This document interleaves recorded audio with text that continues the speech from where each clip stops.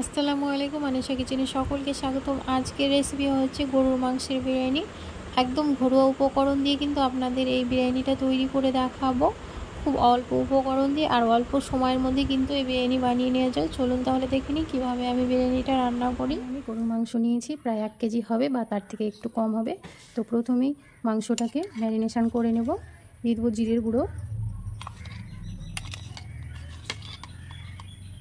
এখানে আমি 2 চামচ দিয়েছি জিরের গুঁড়ো, স্বাদ মতো লবণ, উঁচু করে 1 চা চামচ দিয়ে দেবো লঙ্কার গুঁড়ো, 1/2 চা চামচ হলুদের গুঁড়ো, 1/2 চা চামচেরও একটু কম গোলমরিচ গুঁড়ো, 1/2 চা চামচ 1/2 চা চামচ গরম মশলার গুঁড়ো, 1 চা চামচ বিরিয়ানি মশলা, থেতো করে রাখা রসুন, আদা, আর দেবো কাসুরি মেথি। হাতের মধ্যে এইভাবে একটু মুচড়িয়ে দিয়ে দেবো।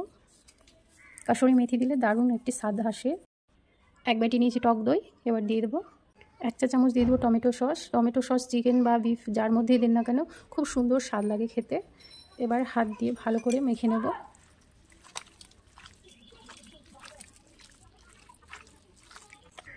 এবার দিয়ে দেবো পেঁয়াজ বেরেস্তা, সরিষার তেল, আর দেবো একটা কাঁচা পেঁয়াজ। আবারও হাত দিয়ে ভালো করে মাখিয়ে নেব।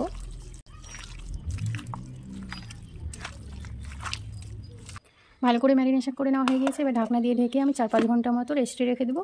আর ম্যারিনেশন করে যত বেশি সময় ধরে রাখবেন মাংসটা কিন্তু তত সুন্দরভাবে মজে যাবে আর খুব সুন্দরভাবে ম্যারিনেশন হয়ে যাবে। আর রান্না করতেও কিন্তু খুব অল্প সময় লাগবে।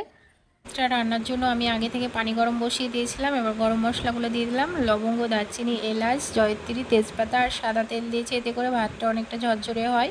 আর কয়েকটা কাঁচা লঙ্কা দিয়েছি। এবার ধুয়ে রাখা চালগুলো ছাঁকনি দিয়ে ছেঁকে হাঁড়ির মধ্যে দিয়ে দেবো।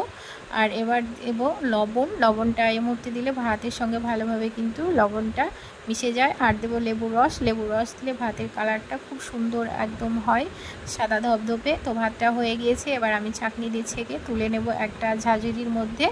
তো ছেঁকে তুলে নেওয়ার পর আমি যে হাঁড়িতে বিরিয়ানিটা সাজাবো তার মধ্যে প্রথমে ঘি দিয়ে নিলাম আর সাদা ভাত দিয়ে হালকা একটু চিনি দিয়ে দিয়েছি আর ভেজে রাখা কিশমিশ আর ভেজে রাখা আলু দিয়ে সাজিয়ে নেব।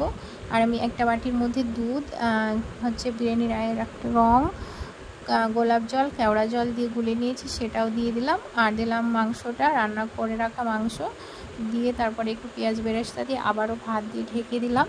সেমভাবে আবারও সাজিয়ে নিয়েছি আর উপর দিয়েও একটু সাজিয়ে নিয়েছি আমি, আর উপর দিয়ে একটু ঘি দিয়ে দিয়েছি। এবার ঢাকনা বন্ধ করে আমি প্রায় 5 থেকে 10 মিনিট মতো নিভে চুলায় রেখে দেবো, একদম অল্প আছে। এবার ঢাকনাটা তুলে দেখুন বিরিয়ানি একদম রেডি হয়ে গিয়েছে। খুব সুন্দর হয়েছে কিন্তু বিরিয়ানিটা, অল্প সময়ের মধ্যে আর অল্প উপকরণ দিয়ে কিন্তু আমি বিরিয়ানিটা বানিয়েছি। ঘরে থাকা উপকরণ দিয়ে কিন্তু এই বিরিয়ানিটা বানিয়ে নেওয়া যায়।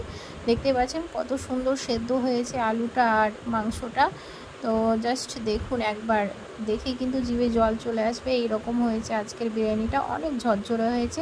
বিরিয়ানির রেসিপিটা ভালো লাগলে অবশ্যই like, share, comments and subscribe করতে ভুলবেন না। পাশে থাকা বেল বাটনটা অবশ্যই ক্লিক করবেন যাতে পরবর্তী ভিডিও নোটিফিকেশান পেয়ে যান।